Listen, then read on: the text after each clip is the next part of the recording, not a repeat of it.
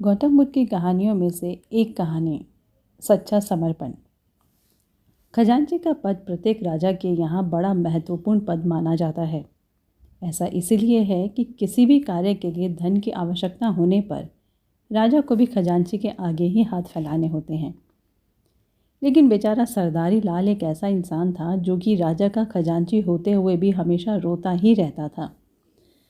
सरदारी लाल बड़ा परिश्रमी व ईमानदार था। अगर वह चाहता तो अपने लिए मोटी रकम बचा सकता था। अपना काम कराने के लिए सभी लोग उसे खुले दिल से धन देने को तैयार रहते थे। लेकिन उसका कहना था कि आदमी को कभी फिजूल खर्ची नहीं करना चाहिए। जो लोग फिजूल खर्च करते हैं वे गलत साधनों से बेईमानी का धन भी कमाते हैं। सरदारी लाल का यह भी मत था, धन को कभी भी व्यर्थ में खर्च नहीं करना चाहिए। ईमानदारी से धन कमाने में तो बहुत समय लगता है, लेकिन उसे गंवा देने में कुछ भी समय नहीं लगता। इसलिए धन को व्यर्थ में नष्ट ना करो, इस अच्छे बुरे वक्त के लिए संभाल कर रखो। सरदारी लाल के घर का मामला कुछ अलग ही था। क्योंकि वह जितना कंजूस था, उसकी धर्मपत्नी उससे कहीं अधिक खुले दिल की थी। वह सदैव कहती, खूब खाओ मौज उड़ाओ, जिंदगी मरने के लिए नहीं जीने के लिए है। लेकिन उसका पति उसे इन बातों के कारण काफ़ी डांटता रहता था। एक दिन शाम के समय सरदारी लाल घर पर आया तो वह बहुत ही उदास सा था। उसका चेहरा उतरा हुआ था। वह घर में चुपचाप आया, अपनी धर्मपत्नी से भी कुछ नहीं बोला, चुपचाप अपनी बिस्तर पर जाकर लेट गया। कुछ हुआ? उसकी पत्नी ने पास आकर पूछा। कुछ नहीं, उसने लेटे लेटे उत्तर दिया। कुछ हुआ भी नहीं, बोल भी नहीं रहे, आखिर ऐसा क्यों? पत्नी ने उत्सुकतापूर्वक पूछा। क्या मैं इस उदासी का कारण जान सकती हूँ? क्या करोगी तुम सब यह जानकर? बस मुझे अकेला छोड़ दो, मेरा मन बहुत उदास है आज। मेरे प्राणनाथ इस प्रकार चिंतित लेटे रहे, मैं तमाशा देखती रहूं? एक पत्नी के लिए कैसे संभव हो सकता है? सुनो शोभा, यदि मैं तुम्हें बता भी दूंगा तो भी मेरे मन को शांति नहीं मिलेगी। और यदि आप मुझे अपने गमों में शामिल नहीं करेंगे तो मुझे भी शांति नहीं मिलेगी। शोभा, तुम जिद ना करो। आप इसे जिद समझते हैं तो भी मैं आपसे पूछ कर ही रहूँगी। सच सुनोगी अथवा झूठ? मुझे झूठ से तो सख्त नफरत है। मेरा मजाक तो नहीं उड़ाओगी? भला मैं आपका मजाक क्यों उड़ाने लगी जी? तो फिर सुनो, मैंने रास्ते में कुछ लोगों को गर्मा गर्म जलेबी खाते देखा था। तो फिर क्या हुआ? लोग तो बहुत कुछ खाते हैं। उन्हें खाते देखकर मेरा मन भी जलेबी खाने को कराया था। तो आपने भी खा ली होती। मगर मैं कैसे खाता? मुंह से, और कैसे खाते हैं? लेकिन उसे खाने से पूर्व पैसे भी तो देने पड़ते। आप राजा के खजांची होते हुए 2 टके की जलेबी नहीं खा सकते? कैसी छोटी बात करते हैं आप? छोटी बात नहीं, यह मेरे मन की बात है। मैं इस प्रकार से धन को नष्ट नहीं कर सकता। यदि ऐसी बात है तो लाओ, मैं घर पर ही आपको गर्मा गर्म जलेबी बनाकर खिलाती हूँ।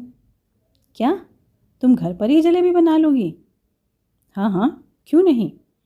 अपने पति की उदासी को दूर करने के लिए मैं कुछ भी कर सकती हूँ। आखिर आप मेरे भगवान हैं, पति परमेश्वर हैं आप। फिर आपके बहाने मैं भी खा लूँगी। 2-2 पड़ोसियों के घर में भी भेज देंगे। शोभा, क्या जलेबियाँ पड़ोसियों के घर भेजने के लिए होती हैं? नहीं नहीं, यह नहीं होगा। हम दोनों और बच्चे मिलकर खा लेंगे। नहीं नहीं, इस पर हमारा काफ़ी खर्च हो जाएगा। फिर बच्चों की आदतें बिगड़ जाती हैं, दांत भी खराब हो जाते हैं। इस बात को शोभा भली भांति जानती थी कि उसका पति पूरा कंजूस है। उसे भूखा मरना तो मंजूर हो सकता है, लेकिन धन खर्च करना नहीं। घर में सारा कुछ होते हुए वह खुद को मजबूर बनाए रहता था। उसे बार बार यही चिंता खाई जा रही थी कि उसका पति आखिर इस धन का करेगा क्या, जो उसे खाने पीने में भी काम नहीं ला पाता। सरदारी लाल की पत्नी ने मन ही मन सोचा, भले ही आज कुछ भी हो जाए, वह उसे अपने हाथों से बनी जलेबियाँ खिलाकर ही रहेगी। आखिर उनका स्वभाव जो बदलना है।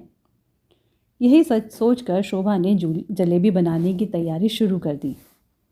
उधर सरदारी लाल बार बार यही सोच रहा था, यदि उसकी पत्नी जलेबी बनाती है तो घर से इतने रुपए कम हो जाएंगे।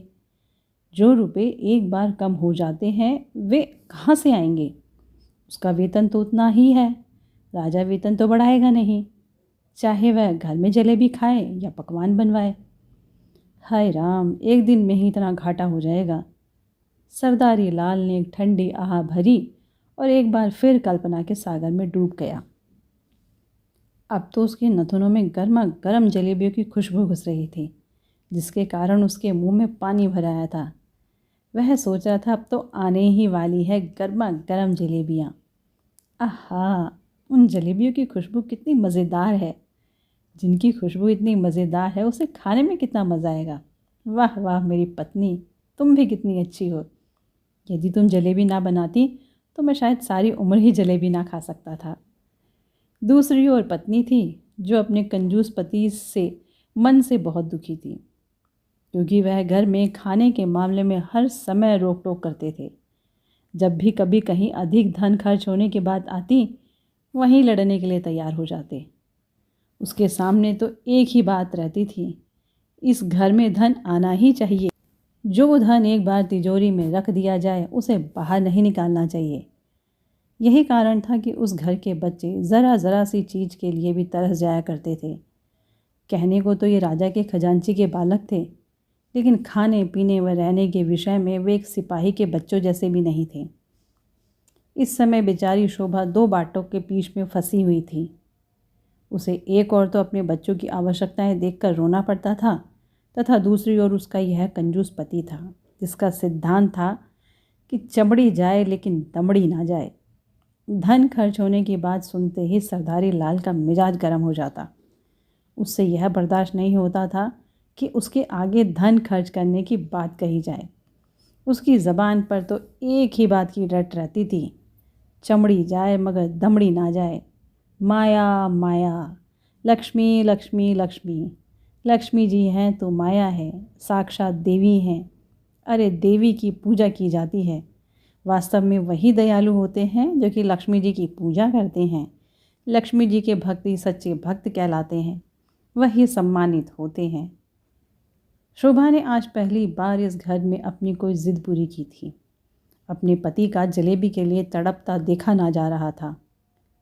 यह सब वह वर्षों से यहाँ देखती आ रही थी तथा मन को मारने वाली प्रत्येक चीज़ को सहन कर दी जा रही थी। लेकिन आज तो मानो उसकी आत्मा ने विद्रोह कर दिया था। उसने जलेबी बनाने का दृढ़ संकल्प कर लिया था। यद्यपि इससे पूर्व घर पर उसने जलेबियाँ नहीं बनाई थीं, वह यह भी जानती थी कि जलेबी बनाना बड़ा कठिन काम है। यह तो किसी हलवाई के द्वारा ही बनाई जाती है, औरतों के वश की यह बात नहीं है। उसकी पड़ोसन शांति, जो कि लाला धर्मचंद की पत्नी थी, ने एक रोज़ हलवाई की दुकान पर जैसे ही यह सुना कि औरतें जलेबी नहीं बना सकती, तो वह क्रोध में एकदम भड़क उठी और क्रोधवश में बोली, क्यों भैया, जो नारियां पुरुषों के लिए रसोई घर में घुसकर सुबह से शाम तक मनपसंद व स्वादिष्ट दुनिया भर के पकवान बनाती हैं, क्या जलेबी बनाना उनके लिए कठिन होगा? हाँ हाँ शोभा बहन, जलेबी तो बड़ी टेढ़ी मेढ़ी व गोल मटोल होती है, इसके अंदर रस भी तो भरना होता है, कितना कठिन काम है। हलवाई ने अपने ग्राहक की हाँ में हाँ मिलाते हुए शांति से कहा। हाँ हाँ मैं जानती हूँ लाला, सब जानती हूँ। तुम मर्द लोग भी जलेबी से कुछ कम नहीं होते, जो औरतों को अपनी जूती से कम नहीं समझते। शांति बहन, तुम तो बुरा मान गई हो मेरी बात का। बुरा मैंने ही नहीं, तुम्हारी बात का तो पूरी औरत जात ने माना है। इसके लिए मैं आपसे क्षमा चाहता हूँ शांति बहन। मैं तुम्हें क्षमा अब एक ही शर्त पर कर सकती हूँ। कौन सी शर्त है तुम्हारी? जल्दी बोलो, नहीं तो मुझे डर लग रहा है कि यदि सारी बहनें इकट्ठी होकर मेरी दुकान पर आ गई तो मैं मारा जाऊँगा। इन औरतों से भगवान बचाए। देखो लाला श्रीचंद, मैं तुम्हें तभी माफ़ करूँगी जब तुम मुझे जलेबी बनाना सिखाओगे। हाँ हाँ सिखा दूँगा, ज़रूर सिखा दूँगा। सिखा दूँगा नहीं, यह कहो कि मैं तुम्हें अभी जलेबी बनाना सिखाता हूँ। हाँ हाँ अभी सिखाता हूँ, अभी। बस उसी दिन हलवाई ने शांति को जलेबी बनाना सिखा दी। पहले दिन जो जलेबी शांति ने अपने घर पर तैयार की उसमें से पहली जलेबी उस हलवाई को अर्पण करके आई थी। साथ ही उसके चरण छूकर कहने लगी, लाला जी आप मेरे गुरु हैं, इसलिए यह पहली जलेबी मैं आपको अर्पण करके आपका आशीर्वाद प्राप्त करने आई हूँ। आप इसे खाकर देख लें, यदि कोई कमी हो तो मुझे बता दें। शांति द्वारा बनाई गई जलेबी हलवाई ने खाई तो एकदम वह खुशी से उछल पड़ा। तुमने तो वाकई कमाल कर दिया शांति बहन, मैंने तो ऐसी स्वादिष्ट जलेबी अपने जीवन में कभी नहीं खाई थी। आज तो खा रहे हो? हाँ बहन, आज के बाद तो नहीं कहोगे कि नारियाँ जलेबी नहीं बना सकती। नहीं बहन, अब तो मैं यही कहूँगा कि नारियाँ तो पुरुषों से भी अच्छी जलेबियाँ बना सकती है। अब तो मान गए ना गुरुदेव? हाँ बहन, अब तो मानना ही पड़ेगा। इस प्रकार शांति ने जलेबी पहले हलवाई से बनानी सीखी तथा बाद में शोभा को बनानी सिखा दी। शोभा को तो शुरू से ही यही विचार था कि प्रत्येक नारी को रसोई घर की पूरी जानकारी होनी चाहिए तथा पाक कला में निपुण होना चाहिए, ताकि वह अपने गृहस्थ जीवन को सुखमय बना सके। शोभा को जलेबी बनाते देख उसके पति का मन अकेले में नहीं लगा। वह भी अपनी पत्नी के पास जा पहुंचा। प्रिय, तुमसे एक बात पूछे? सरदारी लाल ने अपनी पत्नी से कहा। स्वामी, एक नहीं दो बात पूछिए, कहिए क्या आज्ञा है? मैं तो आपकी धर्म पत्नी हूँ, फिर संकोच कैसा?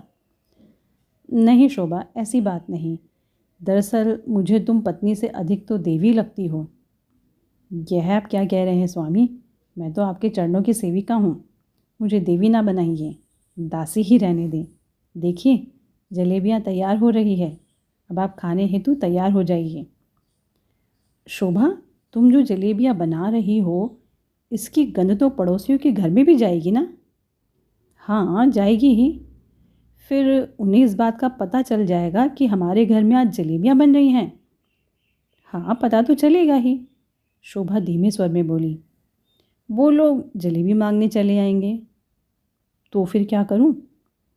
मेरे विचार में हम छत पर चलकर चूल्हा जलाते हैं, वहीं पर जलेबियाँ बनाएंगे, वहीं पर ही खा लेंगे, किसी को कानो कान खबर भी नहीं होगी। शोभा जानती थी उसका पति ज़िद्दी भी है और कंजूस भी। यदि इसकी बात ना मानी गई तो मुसीबत खड़ी कर देगा। हालांकि इतना सारा सामान उठाकर छत पर ले जाना कोई खेल नहीं था, मगर मरता क्या ना करता वाली बात थी। जब पति का मन रखना ही है तो फिर इनकार कैसा?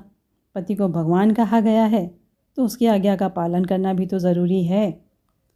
सरदारी लाल और शोभा ने मिलकर सारा सामान छत पर चढ़ा लिया। शोभा का मन इसलिए भी खुश था कि आज पहली बार उसका पति रसोई के काम में उसका हाथ बटा रहा था।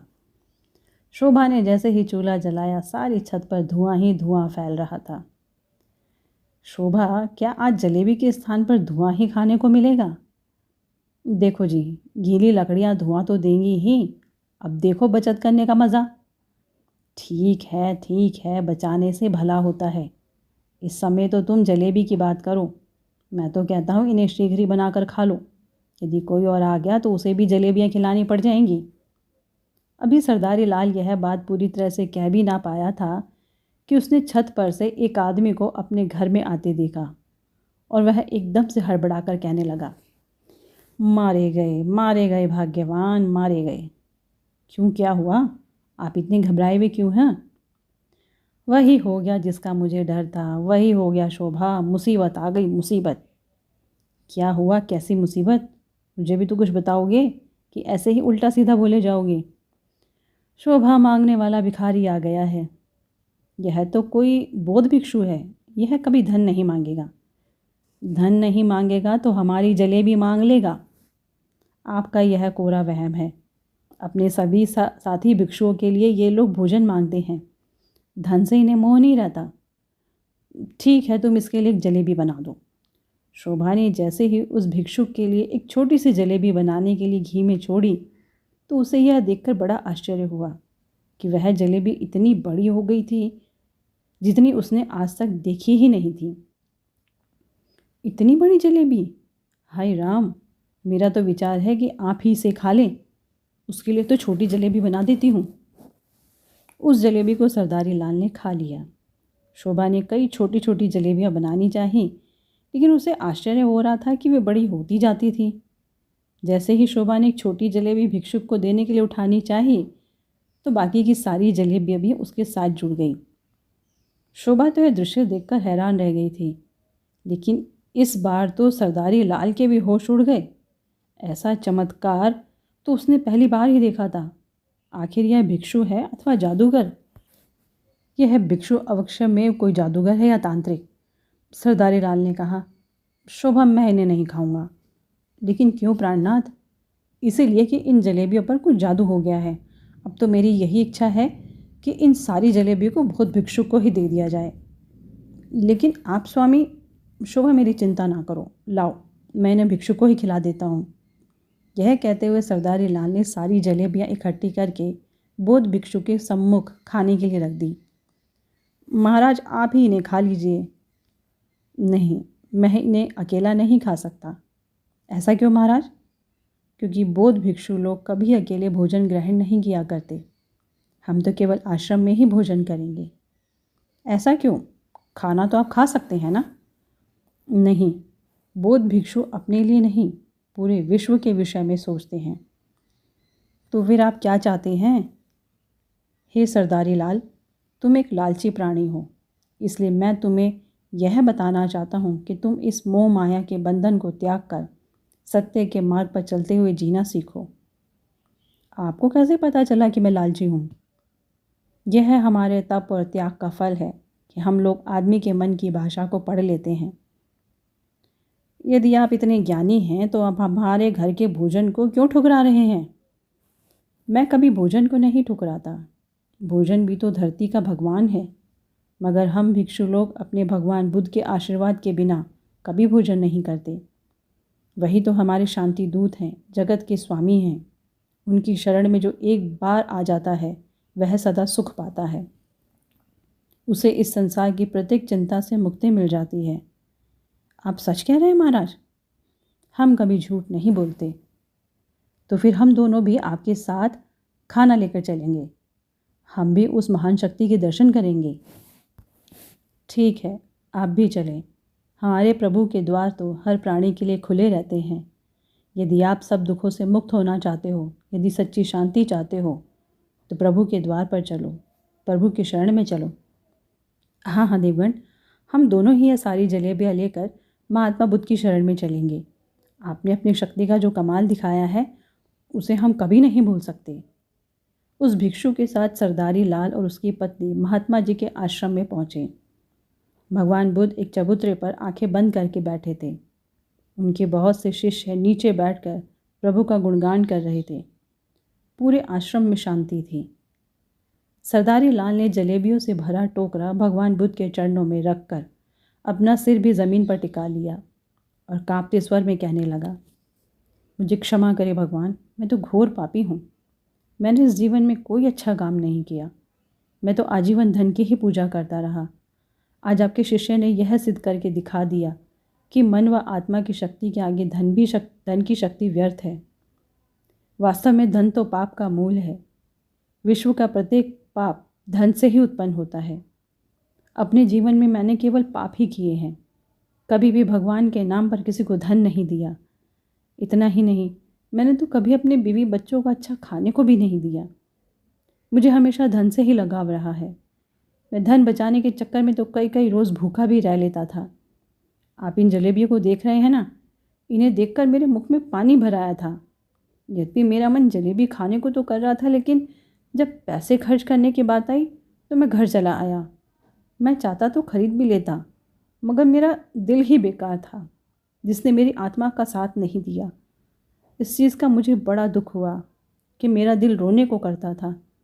मैं अपने इस फूटे भाग्य के लिए रोना चाहता था, जो राजा का खजांची होते हुए भी अपने लिए कुछ नहीं कर सकता था। मेरी पत्नी ने मेरी उदासी का कारण पूछा। मुझे यह बताते हुए शर्म आ रही है कि मैं राजा का खजांची होते हुए भी 2 जलेबी खाने के लिए उदास बैठा था। पत्नी के द्वारा बार बार पूछने पर मुझे अपनी जलेबी की इच्छा बतानी ही पड़ी। यही जलेबी हमारे लिए सबसे भाग्यशाली सिद्ध हुई। इसी ने हमें आपका चमत्कार दिखाकर यह सिद्ध कर दिया कि आप ही सच्ची शांति के जन्मदाता हैं। आप ही परम पिता हैं। आपकी शरण में आने से प्राणी मात्र के सभी दुख नष्ट हो जाते हैं। आप तो महान हैं। मेरे सभी पाप क्षमा कर दें। महात्मा बुद्ध के चरणों में गिनकर सरदारी लाल ने महात्मा बुद्ध से क्षमा मांगी। उसी समय एक मीठी सी आवाज़ सरदारी लाल के कानों में गूंजी। महात्मा जी के होठ हिले और उन्होंने अपना हाथ ऊपर उठाते हुए कहा, सरदारी लाल, एक बात याद रखो कि इंसान गलती का पुतला है। वह सदा से ही गलतियां करता आया है, किंतु इस प्रकार की भूलें करते करते जब कभी उसे ठोकर लगती है तो वह अपनी भूल को महसूस करता है। तो क्या आपने मुझे क्षमा कर दिया प्रभु? हर पापी जब भी प्रभु की शरण में आकर आत्मसमर्पण कर देता है तो उसकी आत्मा से निकला प्रकाश ही उसे क्षमा करता है। इसका अर्थ तो यह हुआ कि आपने मुझे क्षमा कर दिया है। हाँ सरदारी लाल, अब तुम धरती पर से सिर उठा लो। तुम्हें ज्ञान प्राप्त हो चुका है। इस ज्ञान के प्रकाश को दूर दूर फैला दो ताकि इस संसार से पाप का बीज नाश हो जाए। धन्य है प्रभु, आप धन्य हैं। सरदारी लाल, जी प्रभु। इन आश्रम वासियों को जलेबियाँ खिलाओ, ये लोग बहुत समय से भूखे हैं। सरदारी लाल ने उन जलेबियों की ओर देखा, फिर उन सैकड़ों भिक्षुकों को देखा, फिर अपनी पत्नी के कान में बोला, अरे भाग्यवान, प्रभु हमारी परीक्षा ले रहे हैं। नहीं तो वे जानते ही होंगे कि भिक्षुक अधिक हैं, जलेबियाँ बहुत कम हैं। अब क्या होगा? शोभा ने ठंडी आह भरकर इधर उधर देखा, जैसे उसे अपने अपमान का डर लग रहा हो। सरदारी लाल, महात्मा जी ने उन्हें इस प्रकार उदास बैठे देखकर आवाज़ लगाई, जी प्रभु, यह सब भूखे लोग तुम्हारी जलेबियों की प्रतीक्षा में बैठे हैं और तुम हो कि प्रभु, मैं यह देख रहा हूँ कि जलेबियाँ तो कम हैं लेकिन खाने वाले बहुत अधिक। तुमने यह फैसला कैसे कर लिया कि जलेबियाँ कम है? वह तो नज़र ही आ रहा है प्रभु। और यदि हम यह कहें कि जलेबी अधिक है और आदमी कम, तो प्रभु यदि आप ऐसा कहते हैं तो क्या? तुम पहले इन्हें बांटो, तभी पता चलेगा कि जलेबियाँ कम हैं या अधिक। सभी में बंट जाने के बाद भी जलेबियाँ ख़त्म होने का नाम नहीं ले रही थी। टोकरा अब भी भरा हुआ था। वह प्रभु, आप महान हैं। दोनों एक बार फिर भगवान बुद्ध के चरणों में गिर गए थे।